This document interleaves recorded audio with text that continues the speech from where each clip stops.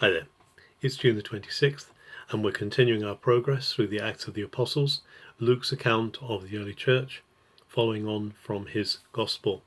And we're in chapter 17, reading the whole chapter from verses 1 to 34.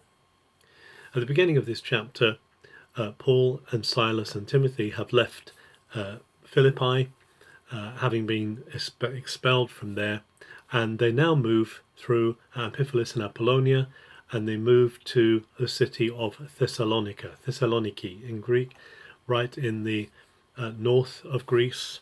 And here they go to the synagogue. Paul preaches in the synagogue 3 times, three consecutive Sabbaths, and he's opening the scriptures and declares to them that Messiah Jesus has risen from the dead.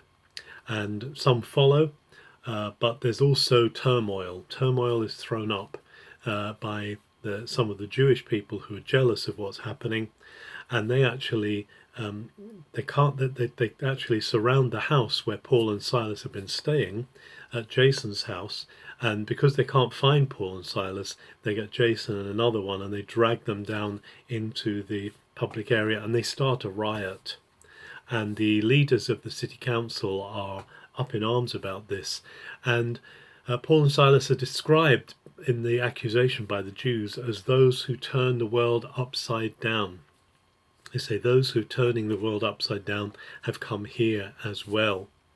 And so they call for Paul and Silas and they bind them over to keep the peace.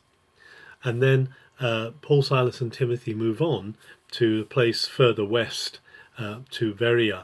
And at Beroea they find a group of people, a group of Jews again, in the synagogue there, who are much more receptive than they were in Thessalonica, and they begin to search the scriptures for themselves, and they respond to the call of life. But again, Jews from Thessalonica come and they stir up the people in Beroea, and there is an uproar, and so this time they decide to take Paul further away, and so Paul goes down to the coast, and he's waiting for Silas and Timothy, and he goes down to Athens, which is right on the southern end of Greece. So he goes by boat down to Athens, and while he's waiting for Silas and Timothy in Athens, he goes around the city, and it says he's cut to the heart because he sees in Athens so many idol temples and so many idol altars. And he actually goes to the marketplace and he begins to point out the reality of Jesus and of the resurrection. And when some of those hearing this hear of his teaching, they want to take him to the town council, which meets on the Areopagus. The Areopagus is a low hill just in front of the Acropolis, and so they take Paul there because Luke mentions that the people of Athens are really into novelty. They want to know all the new things, all the latest stuff, all the latest philosophy. And so they take Paul to the Areopagus. And here at the Areopagus, Paul presents his gospel, his good news. And he does it in a very intelligent, very clever way. He contextualizes what he says to the people, to his listeners, to the people of Athens. And he particularly says, as he's going around Athens, he sees an altar to the unknown God, agnostotheo, the unknown God.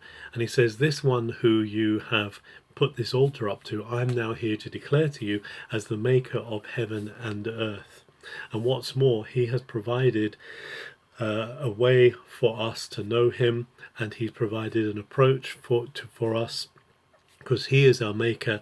And Paul actually quotes their own poets, one of their own poets, who says, in him we live and move and have our being. So he's presenting the living God, the God of Abraham, Isaac and Jacob, as this unknown God who they've not come across, who is the maker of all things.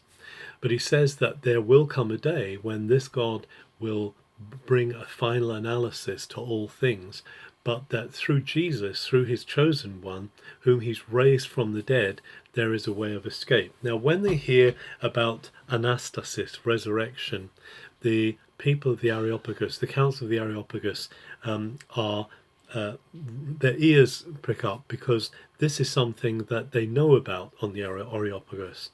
The playwright Aeschylus had earlier written a play called Eumenides, and in this play he depicts the god Apollo at the foundation of the city of Athens, speaking about the city and speaking about the Areopagus. And he particularly says that when man dies, his blood goes into the dust, and there is no anastasis, there is no resurrection. And that very word appears in Eumenides, in Aeschylus' play. So this would have been something, again, where Paul is plugging right into their philosophy and into their history. And Paul is actually saying what Apollo said in that play is not true. There is a resurrection. Some scoff at Paul because they say there cannot be a resurrection. It's not possible. But others are interested, and they say, we want to hear you again on this, Paul. Some believe, but actually overall in Athens there isn't a lot of response. Paul doesn't see a lot of fruit in Athens, and so in the next chapter we're going to see him move further south and west to the city of Corinth. This God whom we serve, this God of Abraham, Isaac and Jacob, this God who is to us not unknown but known, is the maker of heaven and earth. And as Paul declares to the people on the Areopagus, he has been shown to be the Lord by his resurrection from the dead.